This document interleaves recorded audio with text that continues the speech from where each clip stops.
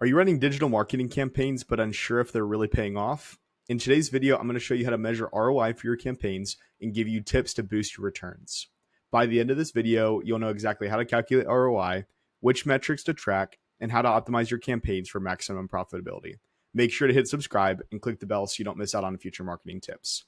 The goal of this video is to educate marketers and business owners on how to measure the return on investment from their digital marketing campaigns. We're going to cover the formula for calculating ROI, important metrics to track, and actionable strategies for improving ROI across various channels. Now, obviously, the topic of today is how to measure ROI in digital marketing campaigns. Now, if you don't know who I am, my name is Caleb Roche, the founder and marketing strategist at Club Creative. And one of my favorite quotes today is marketing's job is never done. It's about perpetual motion. We must continue to innovate every day. Really powerful, in my opinion. Now, when we look at ROI, a lot of people like to talk about ROI, but in my opinion, it's really important for us to dive in and actually kind of identify what the definition of ROI actually is. So if we're looking at ROI is going to measure the profitability of your marketing efforts by comparing how much you've earned versus how much you've spent in digital marketing. ROI is going to help you understand which campaigns are driving the most revenue and whether your ad spend is delivering a positive return. Very important here because we want to make sure that we're seeing a positive return from our investment purposes. Now, why is this important? Well, firstly, this helps you measure ROI. It ensures that you're allocating your marketing budget effectively, but then it also helps you identify which channels or tactics are actually providing the most value for your business. Now, very simple, very practical example here.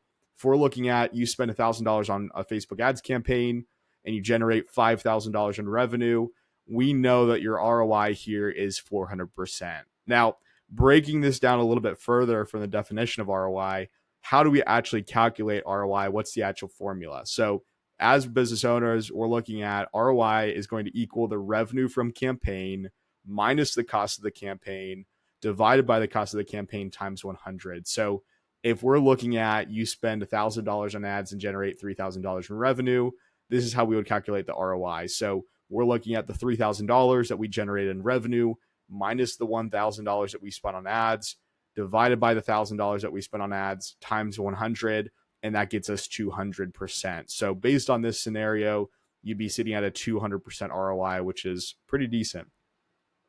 Now, when we actually look at the metrics to track for measuring ROI, it's really important that we understand what the actual key metrics are, because if we're looking at ROI from a broad perspective, we're going to see some high-level key metrics that we're going to want to incorporate when we're looking at ROI. Now, the first thing here that we're looking at is customer acquisition cost. What the definition of customer acquisition cost, we've talked about this in previous episodes. So if you haven't gone before, highly recommend you checking out previous episodes on customer lifetime value. CAC is the total cost of acquiring a new customer through a marketing campaign. So the formula here for CAC or customer acquisition cost is going to be the total campaign cost divided by the number of new customers acquired. So making it simple again, if you spend $1,000 on Google ads and let's say you acquire 50 new customers, your CAC or your customer acquisition cost is going to be $20 per customer. Now, why this matters is really important because we like to say these big terms or these abbreviations and we're like, yeah, we know what our customer acquisition cost is, but the reason why this matters is lowering your CAC actually means that you're acquiring customers more efficiently, which is actually going to improve your overall ROI, which is really important. Now, the second key metric that we're going to be looking at here is conversion rate, because conversion rate, what it's going to do is it's going to measure the percentage of people who take a desired action, such as making a purchase maybe after interacting with your ad or your landing page.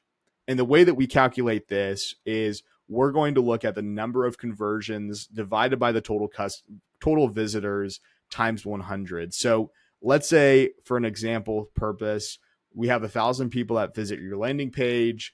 And out of those 1,000, we have 50 that actually make a purchase. So what we're seeing is we're going to put the 50 conversions right here divided by 1,000 times 100. And we're going to see that our conversion rate is 5%. Now, why does this actually matter? Well, we know that if we see higher conversion rates, it typically leads to better ROI because we're turning more clicks into actual paying customers, which is really important. Now, the third metric that we're going to look at is obviously lifetime value. Like I've mentioned previously, we've talked about this before in a different one-off episode about actual customer lifetime value and breaking it down more extensively. The definition of LTV is it's the estimated revenue a customer is going to generate over the course of their relationship with your business.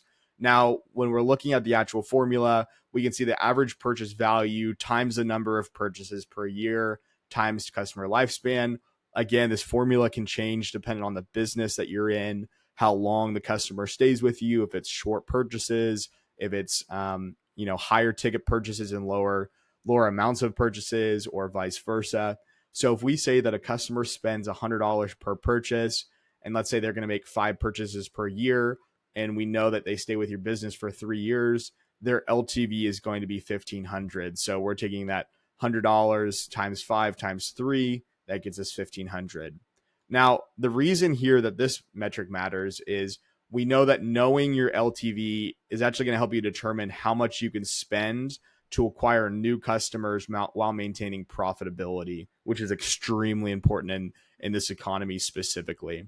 Now, the fourth metric that we're going to look at, and probably one of the most important metrics, is if you are spending money on ads, we're going to look at the return on ad spend, which obviously measures the revenue generated from every dollar spent on advertising. So the calculation here is probably the most simplistic, but it's the most important.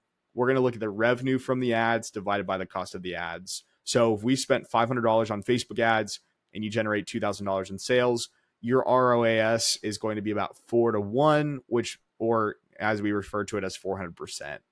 Now, the reason why this is important is it gives you a clear picture of what ads are driving the most revenue, which is going to help you allocate your ad spend more effectively. If you work with an agency, they're going to do this automatically. But if you're doing this on your own, it's a really important metric to understand.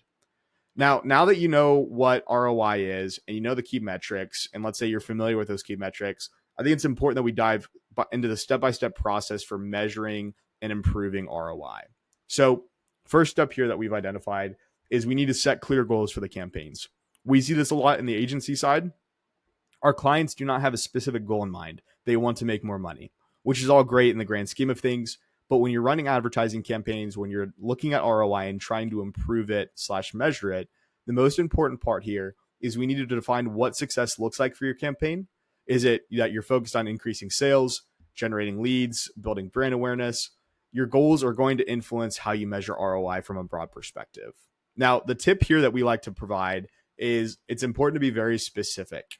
Instead of saying, I want more sales, like I mentioned previously, you need to set a goal like, I want to generate 100 new customers in the next month. These tangible goals allow for you to actually understand what campaigns are working and what aren't. It allows for you to measure benchmarks. Now, the most important part of this tip is sometimes we like to say that we want to generate 100 new customers, but our budget might only allow for us to get 10 new customers. So we need to be realistic within our goal setting as well, because sometimes we like to think that it's very cheap to acquire new customers, very easy because we're able to deliver ads digitally, but it's not sometimes the case that it's as cheap. Sometimes it costs a little bit more money to acquire a customer. Now, the second step here that we're going to look at is you need to make sure you're tracking your costs accurately. We see a lot of business owners that don't do this very, very well. What they end up doing is they estimate what they're spending versus what they're generating. They might not be asking their customers where they came from. They might not be tracking where their customers came from. So they might think that a campaign is performing really well. And what happens is it actually might not be performing to the extent that they think it is, or they might not understand that that campaign is naturally not the one driving the actual conversions.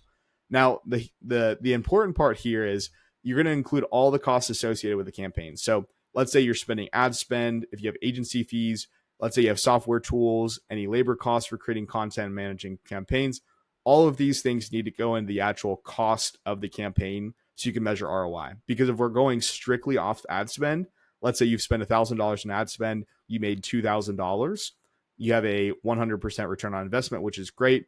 But if then you look at the agency costs, and let's say they're $1,000, let's say you're spending another $500 on software tools, and let's say you had to spend another $1,000 for an influencer to create the content or white labeled UGC. Now we're in the red significantly, which changes everything. Now, the tip here is obviously you can use Google Analytics, Facebook Ads Manager to track your spending and performance metrics. Google Ads has their own backend that you can look at from a portal perspective. Additionally, anything you spend, there's a lot of different tracking metrics. If you're in the blue collar world, there's Service Titan, there's Go House Call Pro, things like that. So there's some really great tools out there.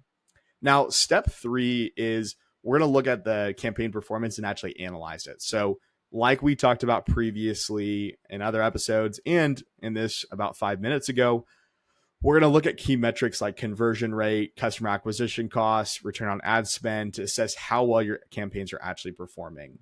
Now, the way that we do this is we always recommend using A/B testing to understand and optimize your campaigns and see which versions drive higher conversions.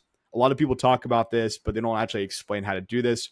It's very important within A/B testing to keep a very controlled environment, but also allow for some variables to understand whether there's certain aspects of copy that are drawing people in, whether it's your offer, whether it's your creative. Maybe you have a picture, one doesn't, one performs better. It's really good to understand all these different metrics because it's going to help you understand exactly what's going to drive traffic in.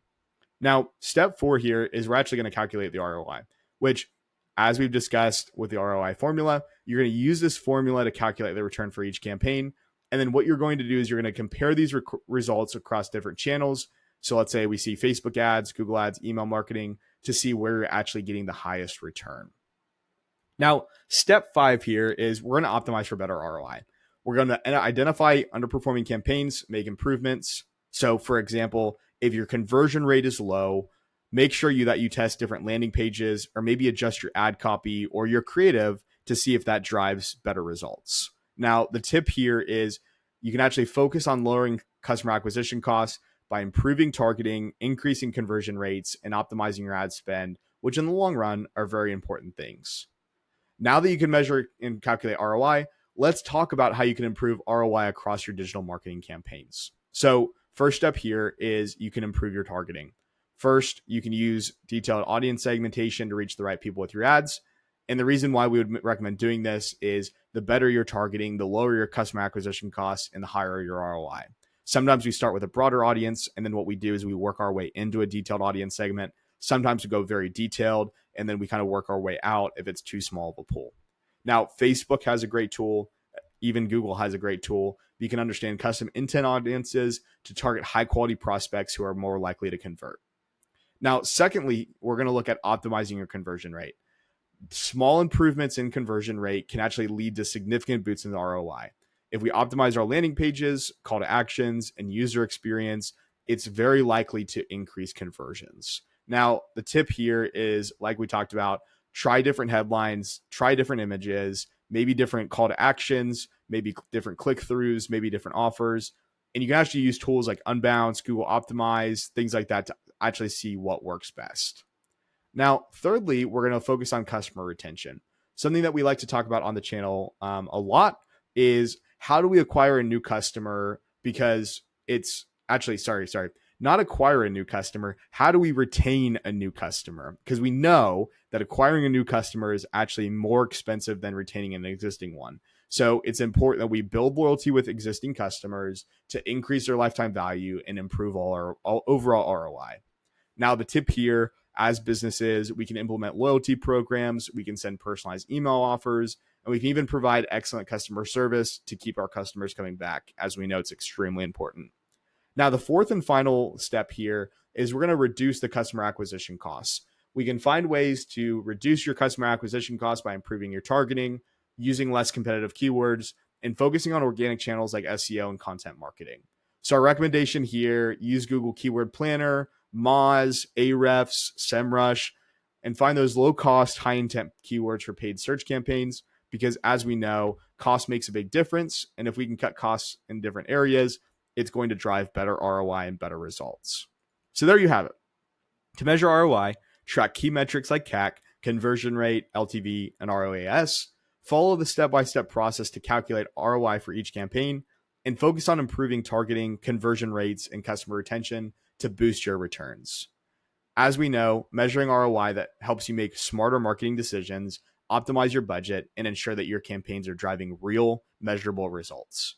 Have you measured the ROI of your marketing campaigns? Let me know in the comments what your best performing campaign is, what channel it is.